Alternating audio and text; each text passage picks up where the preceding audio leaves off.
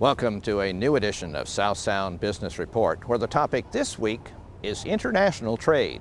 Stay tuned.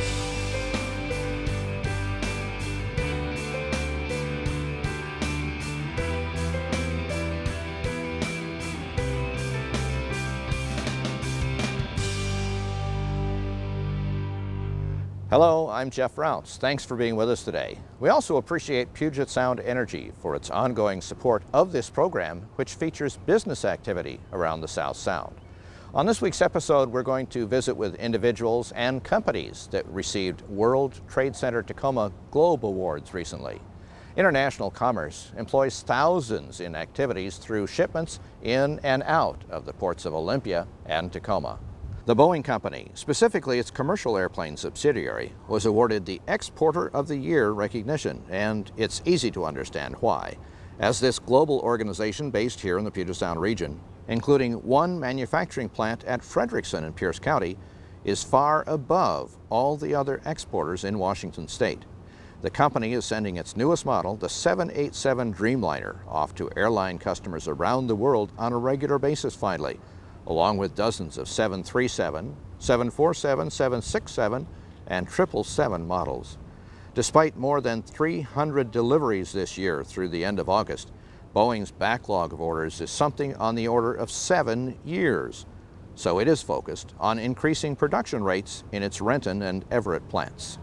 Anthony Hemstad is Executive Director of World Trade Center Tacoma, the originator of the Globe Awards program. From that video capsule, it's easy to see why your organization named Boeing Company Exporter of the Year. How significant is the Boeing impact here in the South Sound? It's hard to overstate how important Boeing is to the South Sound and Washington State's economy. By far, the Frederickson facility is the largest manufacturing base in Pierce County, the South Sound.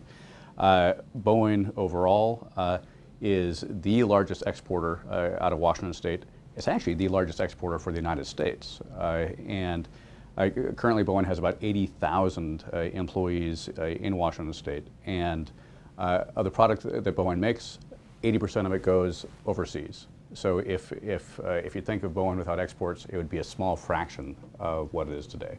And largely that is commercial airplanes, although we know they also have a defense side. But in terms of commercial trade, it's about airliners. Yes, it is. It is. And when you look at what's likely to happen in the future, most of the growth in the overall aerospace industry globally is not going to be North America.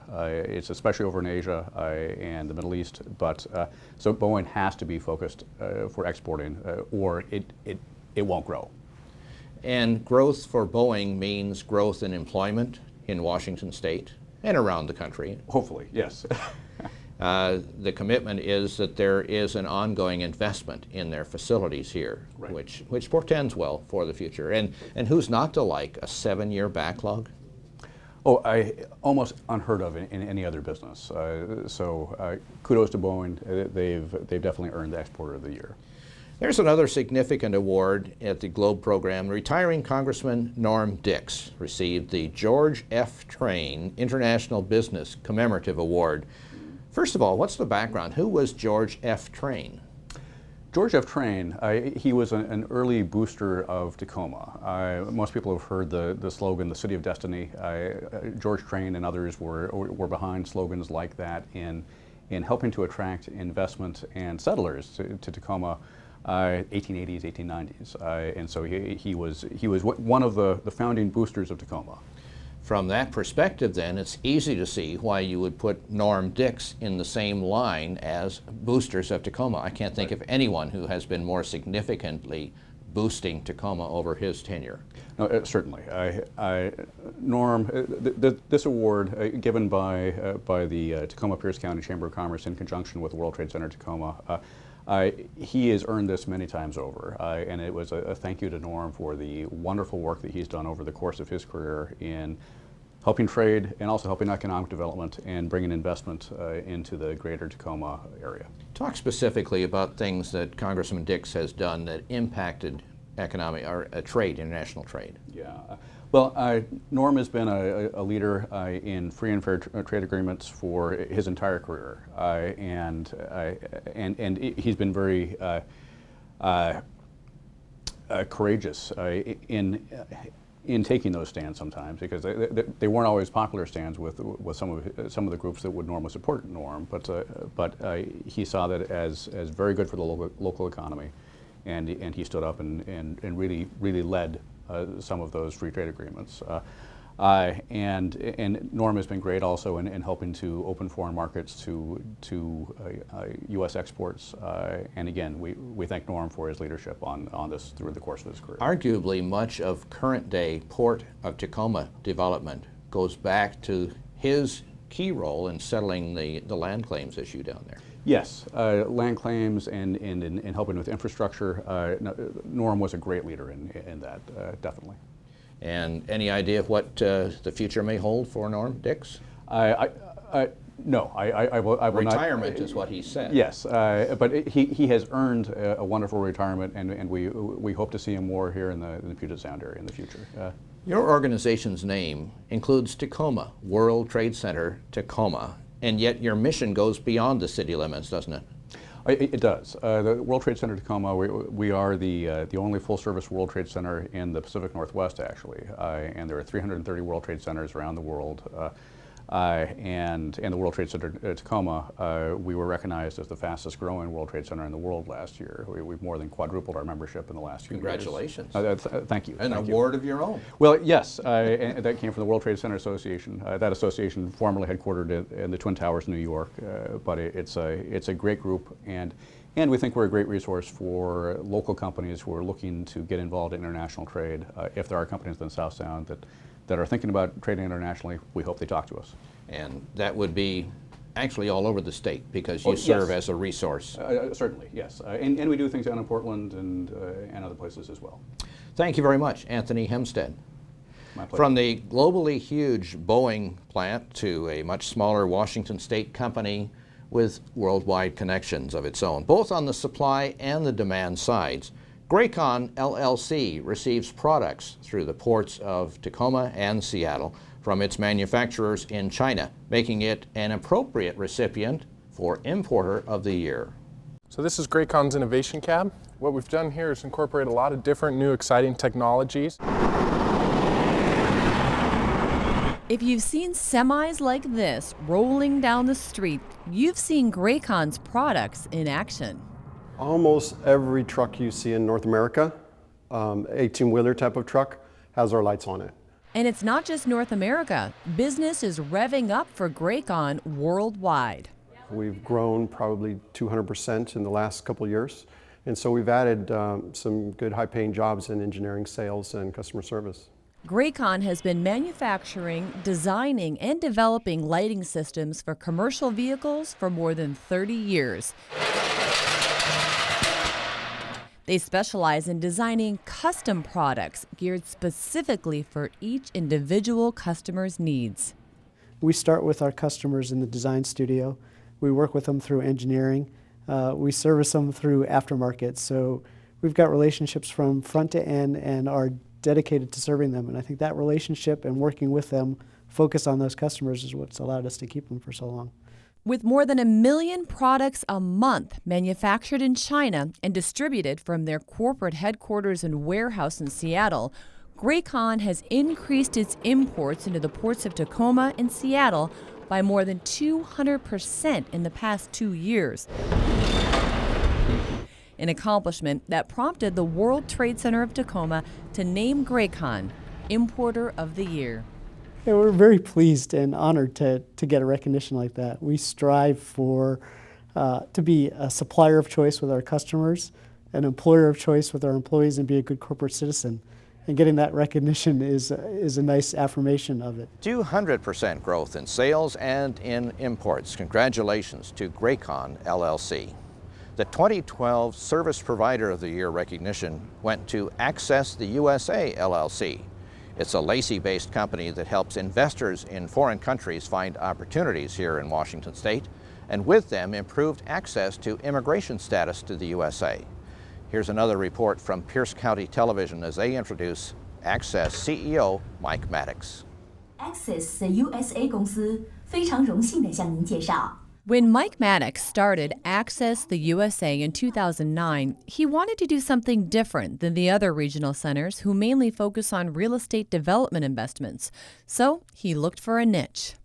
If you want to do something and you want to deal with people and you want to market, find out what they want or what they need. And that's the premise that we started from. That premise led to developing a program that allows foreign investors with $500,000 or more to buy into an LLC which purchases state bonds. As part of the deal, investors and their kids can apply for green cards in the U.S. And we did that in October, and we raised about $50 million for the purchase of bonds that would assist the state of Washington in building the 520 bridge. These are different places in Asia that we're focusing on. With investors in China, Taiwan, and Korea, and more in the works, business is booming. Because we took care of our clients and designing something that we believe that they really want, we've raised over $200 million over the last year, and it's really never been done before. He says that amount of money pumped into our state economy translates into about 4,000 jobs, numbers that caught the attention of the World Trade Center of Tacoma, which awarded Access the USA Service Provider of the Year. We're very honored, first of all. You know, this to me is like one of the coolest awards. Cool because he says service is what Access the USA is all about. But we provide service to our clients. It really is going to change the face of generations in some families' lives.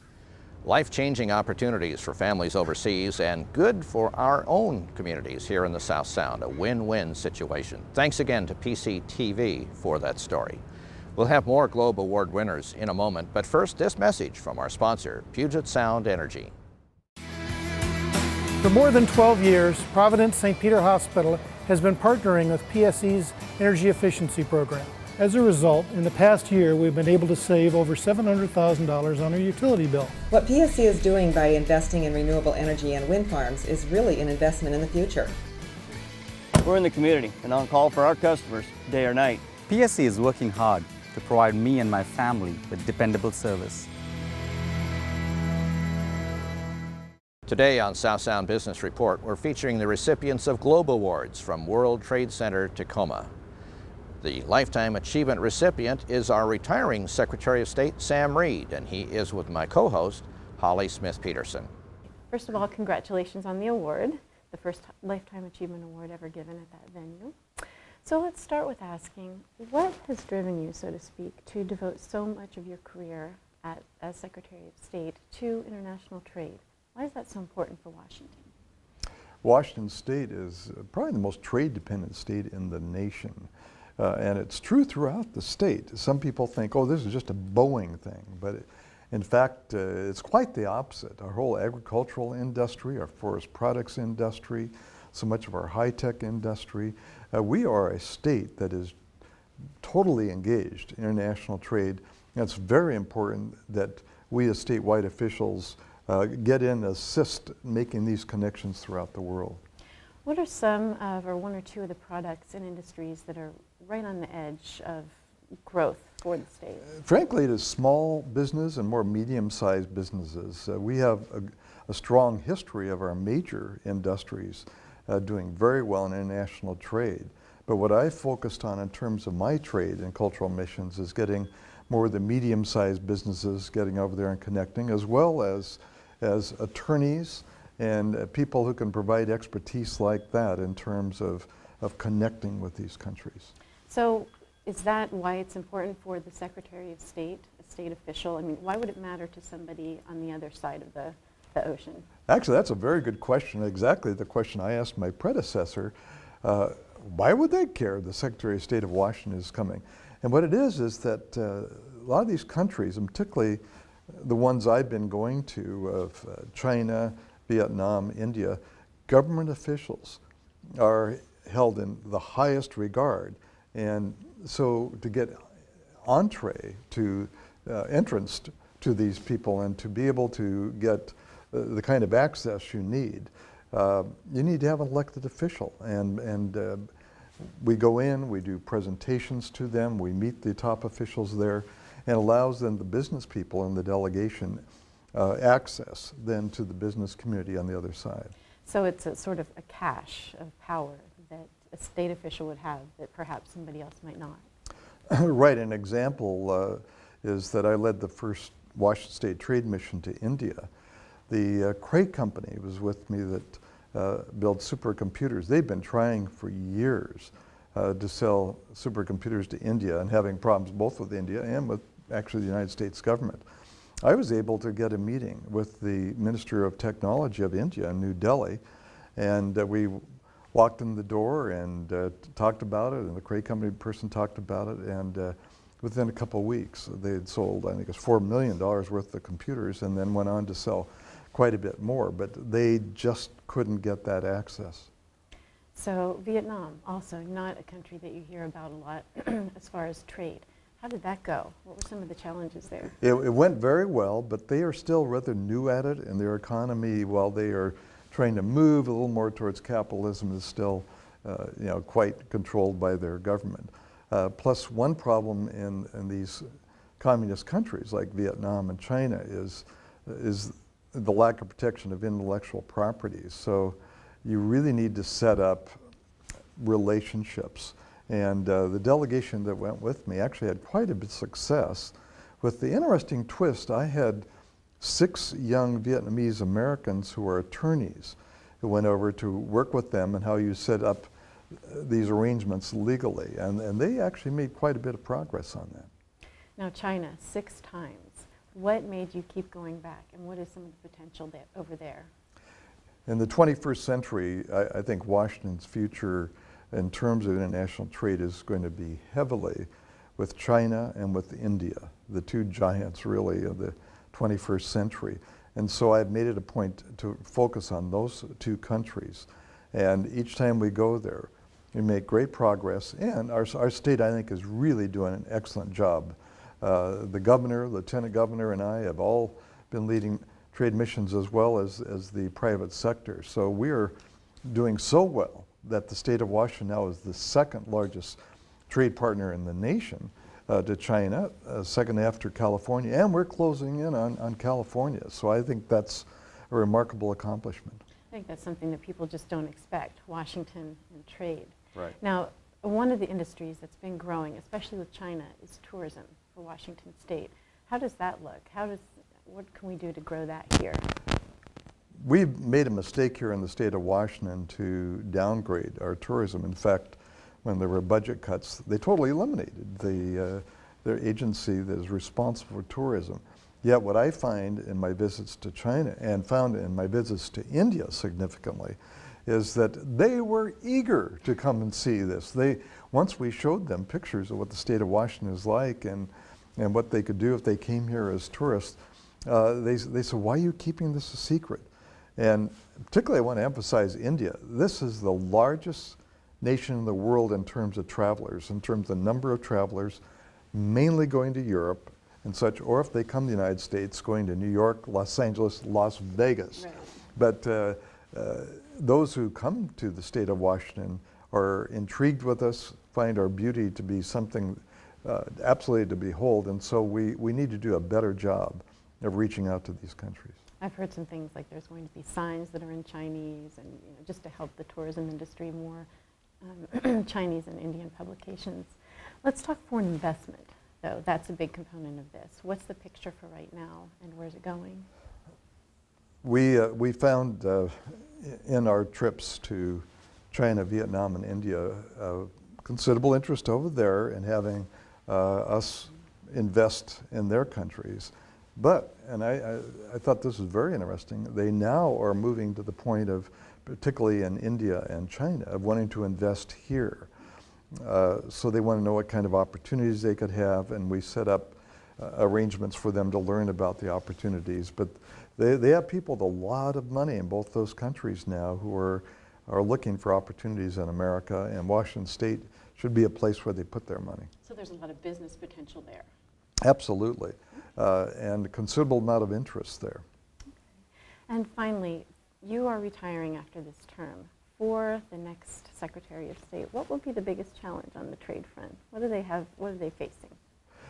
I think the biggest challenge is to actually get together enough of the business community to get the interest, to get trade missions, to particularly economies like Indonesia. Some of the Southeast Asian countries, I think, are really ripe with opportunity for the state of Washington, but we haven't quite worked them as effectively as we should, and particularly thinking of Indonesia, the Philippines, Thailand, and Vietnam. So I think that's going to be a challenge of the next Secretary of State. But not just Secretary of State. I think our next governor and whoever is our lieutenant governor need to focus on that as well. That's wonderful. There's a lot of untapped opportunity there. Secretary of State Sam Reed, thanks for sharing your time with us today. Well, thank you very much. We have one more 2012 Globe Award recipient to share with you, and it is the Emerging Business of the Year. Now, it might seem interesting that this goes to a company with such a long-lasting reputation in the market as Johnny's Fine Foods of Tacoma. But PCTV's Heather Rydall explains. They've been seasoning our palates in the Northwest for more than 5 decades. Johnny's been here forever. But now, people worldwide are craving the flavor. We've had great success in the international markets. Australia has been a huge hit for us. And while Johnny's Ranch and Johnny's Barbecue Sauce are top sellers in Australia, he says the Japanese can't get enough of Johnny's garlic spread. I can't figure out what they do with it in Japan because we do great business there with that. 5 years ago, Johnny's was a regional business with virtually no international customers. This year we'll do probably 10% of our overall sales will be international, maybe slightly more. It's that growth that sparked the World Trade Center in Tacoma to name Johnny's Fine Foods Emerging Business of the Year. Priceless. It means a lot to all of us, I think. We were quite surprised and very honored. What's the recipe for this kind of success in these tough economic times? Several key ingredients. We're getting our growth because I think we have great people. Number one, our business is built around our people. The quality of the ingredients that we put into our line and the care that we take for our customers. While other companies may have been pulling back a little and withdrawing, we've tried to take a little more aggressive approach and get out there. It's not easy right now. It's not easy for anybody. The business is tough, but you got to go out there and keep fighting for it if you're going to get it. And get it they do, with revenue forecasted to grow almost 20% both nationally and internationally. Johnny's has got the flavor that lasts. And that's our South Sound Business Report look at the 2012 Globe Award recipients. Thank you to its sponsor, World Trade Center Tacoma, and to Pierce County Television for sharing the video reports that they prepared. We appreciate Puget Sound Energy for its long-term support of South Sound Business Report, and Richard Aronson, Mobility Media Design, for his assistance in producing the program. We'll be back again next week with another episode of South Sound Business Report. Hope that you'll join us then, same time and same channel.